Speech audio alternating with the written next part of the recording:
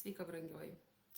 Šiandieną noriu atnešti tau žinutę, kaip išeiti į naują moters pasitenkinimo lygmenį. Tai yra, kas tai yra moters pasitenkinimas, tai yra spindintis moteriškas pasitikėjimas.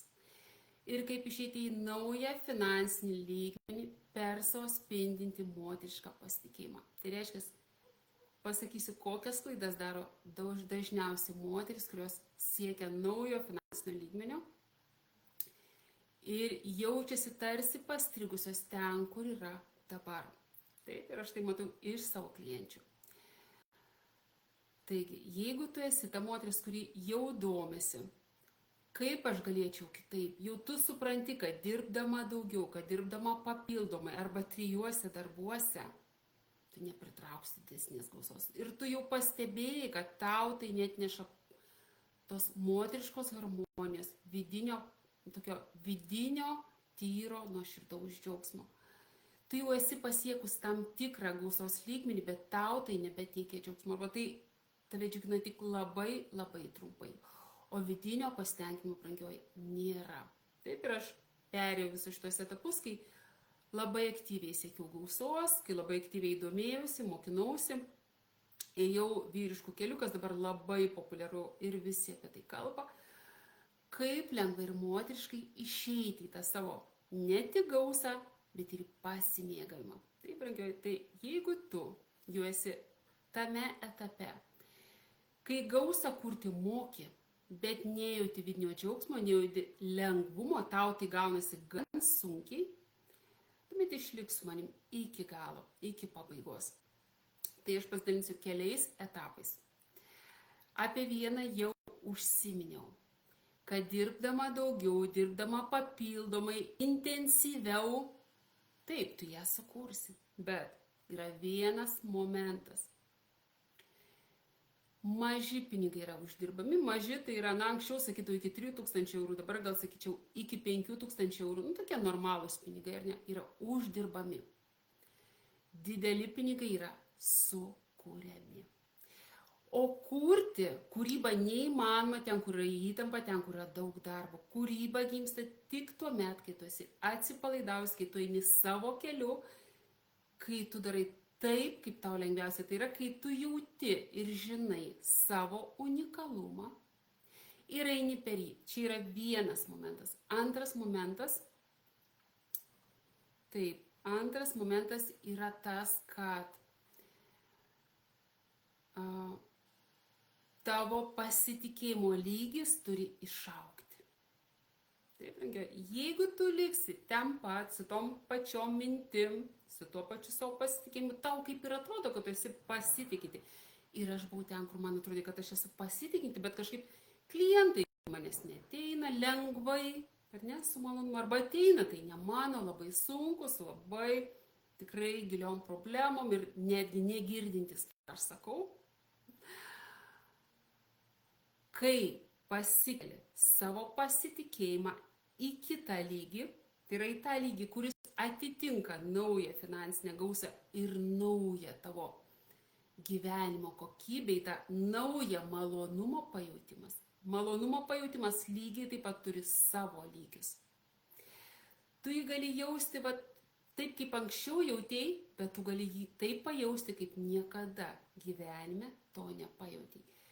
Kai dirbi ir dirbdama jauti malonumą. O tai yra tik tuo met, kai tu turi savo naujo lygio pasitikėjimą ir pasitikėjimą ne tik savim, brangioji, labai svarbus momentas, bet ir pasitikėjimą gyvenimu, pasitikėjimą vedimu.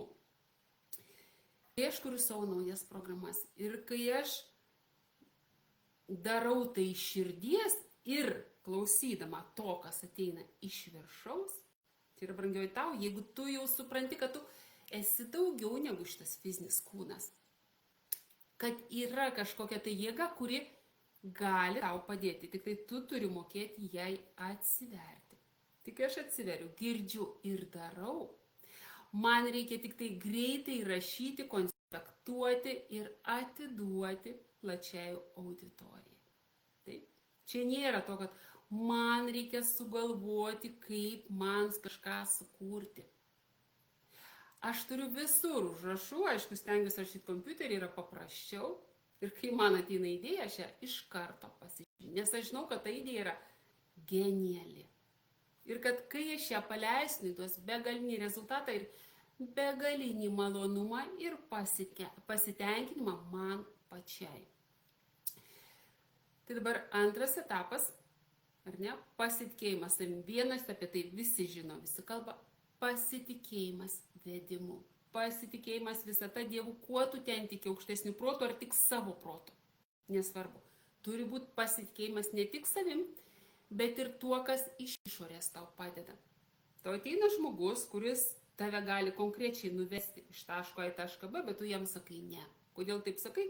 Todėl, kad tu nejauti, kad čia yra tas žmogus, kad jisai yra vartelė arba etapas, kurį praėjusi, tu išeisi į naują savo, naują komforto lygį, naują kokybės lygmenį. Tai brangiau, čia yra antras momentas – pasitikėjimas. Ir trečias momentas yra greitis. Kaip greitai tu visą tai, ką tu gauni, ir jau tu pasitiki, kaip ir galėtumai eiti ir daryti, kaip greitai tu tai pradedi daryti. Nes jeigu tu su tuo dar galvoji, murkdaisi, tai tavo naujo kokybės gyvenimas ateis irgi lygiai taip pat pasimurkdydamas labai iš lėto. Tai jeigu tu nori greitai šokti, tu turi greitai priimti sprendimus ir greitai daryti. Kai aš investuoju į save, taip, tu turi investuoti į save, čia dar tiesiog apie tai kaip ir specialiai nekalbu, aš manau, kad tau tai savaime suprantama. Aš investuoju solidžias sumas, kuo daugiau aš investuoju į save, tuo greičiau man tai atsiperka. Bet kad tai būtų ir tau, tu turi žinoti dėsningumą, kaip visą tai daryti. Taip? Kokioj turi būti būsenai. Visi kalba apie būsenas, bet kaip papulti tą būseną, ne? Čia yra žinojimas ir mokėjimas ir praktika. Mano, tarkim, paskutinė investicija į save, 4000 eurų, nei daug, nei mažai, galbūt nemažai, ar ne, kai kam. Jie man atsipirko, iš tikrųjų, jie man sugrįžo per 2 dienas. Kodėl? Todėl, kad aš žinau gausos dėsnius, aš žinau, kaip man juos parsigrąžinti. Taip, brangioji. Aš tikiu, kad ir tu žinai, bet tu to nedarai.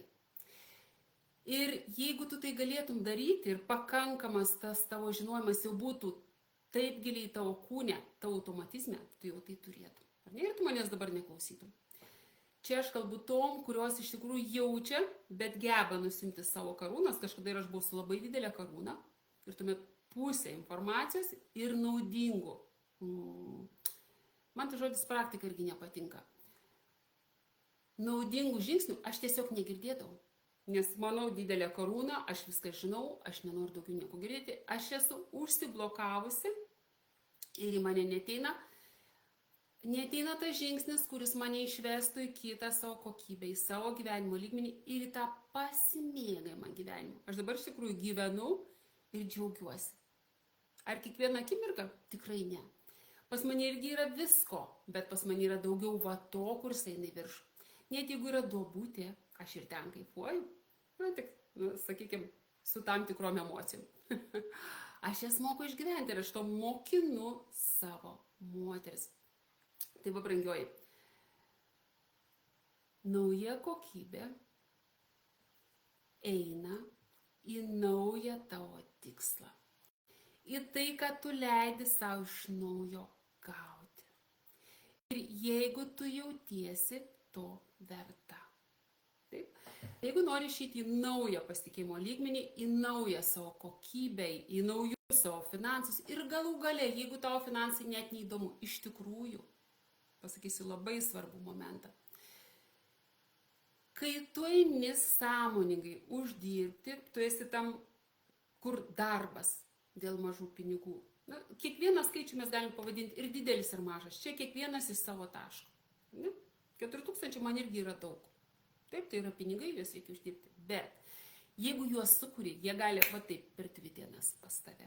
Išeiti per kelias sekundės, kai tu darai pavedimą į kažkieno sąskaitą. Ir ateiti per 2 dienas. Ar tai daug? Manau, kad ne. Taigi, jeigu tu jau nori tą savo naują lygmenį, jeigu ir tu nori pajausti tą, va, tarkim, patraukiam finansus, ne, vat, kaip aš ėjau uždirbinėti, jie buvo sunkiai man uždirbami, na, reikėjo stengtis, reikėjo žinoti, išeiti į eterį, reikėjo pasiruošti, aš dabar nesiruošiu. Aš tiesiog įsijungiau, aš pajaučiu, kada per mane eina, aš nieko nesiruošiau, aš tiesiog va, dabar atsidariu ir kalbu jums. Nes aš žinau, kad šitą žinutę pasieks tą moterį, tas kelias moteris, kuriom jinai skirta. Taip, brangiai. Tos, kurios pasiruošia, tai išgirsti ir išeiti į naują savo lygmenį, be vyriško kelio, be to sunkaus planavimo, kur man minučių tikslumų reikia kažką padaryti. Išgirs mane tik tos kelios moteris, kurios jau nori va, tą savo pajautimą išlaisvinti. Kad aš nesu tvirta sunkiam darbu. Aš visuomet sakiau, aš dar kai samdomam darbe dirbau. Tu pagalvoji, prieš kiek čia metų. Jau atrodo taip seniai. Prieš 5, turbūt 4 daugiau. Tai 5 metus. Aš labai greitai dariau savo šuolį. Labai greitai, nes aš į save drąsiai investavau. Taigi, jeigu tu jau supratai, kad finansai tai yra tik skaičius ir tiltelis tavo galbūt dalinimusi, galbūt tavo komfortui, galbūt, turi kažkokias didelės vizijas, būstą pakeisti, tokias grandiozinės. Bet visa tai yra trumpalaikis džiaugsmas. Ir jeigu tu vis dėlto pasigendi to vidinio, to suvokimo, tos pilnatvės, kad o šitas gyvenimas yra nerealiai gražus, kad tai, kas dabar vyksta, yra tobula, va to pajutimo, ne iš proto, kad aš užsidedu, kad dabar viskas vyksta tobula, o vidus mano klikė. Ne, tu natūraliai iš vidaus jauti, kad tai, kas vyksta, tai yra tobula. Tai yra taip gražu. Tavo santykiai yra tokie, kad tau nereikia savo vyrui arba savo vaikams sakyti, tu padaryk tai ir tai. Tu tik pagalvoji apie tai, arba netgi ir nespėjai pagalvoti, tu tik tai turi tą vertę, kad su taip turėtų vykti. Ir tu jau gauni arba gėlių, nors negalvoji apie jas, kurio žydį ten 2 savaitę dar pas mane nenuvyto. Tai vadinasi, nuoširdžiai žmogus dovanojo. Arba jis su tavimi elgiasi taip, kaip tu nori, kad su tavimi elgtųsi kaip su moterim. Tau nereikia sakyti, brangusis, ar tu mane myli. Nutylėsi, ar ne? Tu pati žinai, kaip tu nori. Jeigu tu nori jaustis tą moterim karalienę, kuri turi atsakomybės, kuri žino savo vertę, kuri žino savo magiją, tiesiog, ir nori ją išlaisvinti, ir nori ją jausti, ir keisti kitus žmonės, neprisiliesdama prie jų. Kad ta magija, pagalvoju, pas mane šitą magiją vyksta labai lengvai. Taip.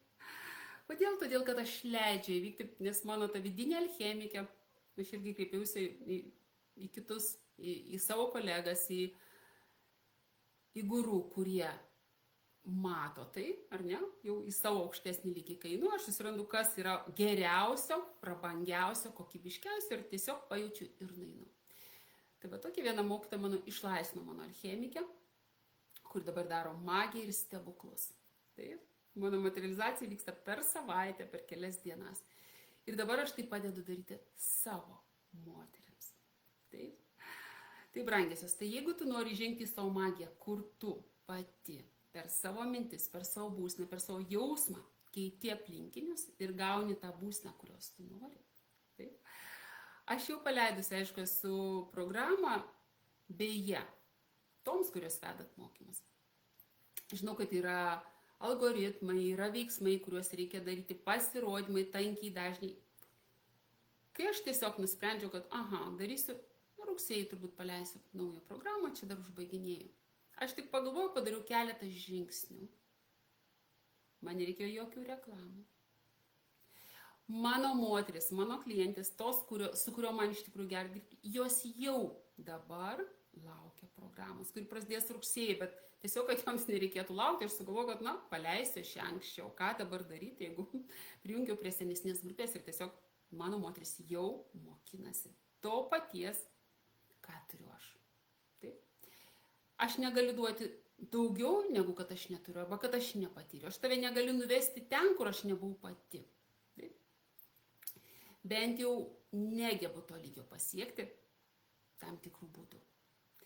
Tai brangioji, jeigu tu jauti, kad vis dėlto arba tavo santykiai truputėlį kliba, arba jie jau tokie gan geri, kiti sakytų tobuli, bet tau kažkaip juose nuobodu, tu nori kažko tai naujo, tu nori draivo, nori malonumo, nori kito gyvenimo kokybės lygio, netgi santykiuose. Parašyk man po šito laivo. Galbūt aš įkelsiu nuorodą į paraišką, tokia labai trumpa anketa, nes tikrai nekviečiu visų moterų. Aš pasirinku tuos perliukus, tas ogytės, kurias žinau, kad galiu nuvesti iš A į B. Ir kviečiu tik tas, kurios iš tikrųjų naujot nepažaisti, kurios nebijot padirbėti dėl savęs brangiausios, kurios suprantat, kad reikės prisimti atsakomybę naujo lygio. Ir kurios suprantat, kad reikės priimti tai, ką aš užsisakiau. Tai brangysios.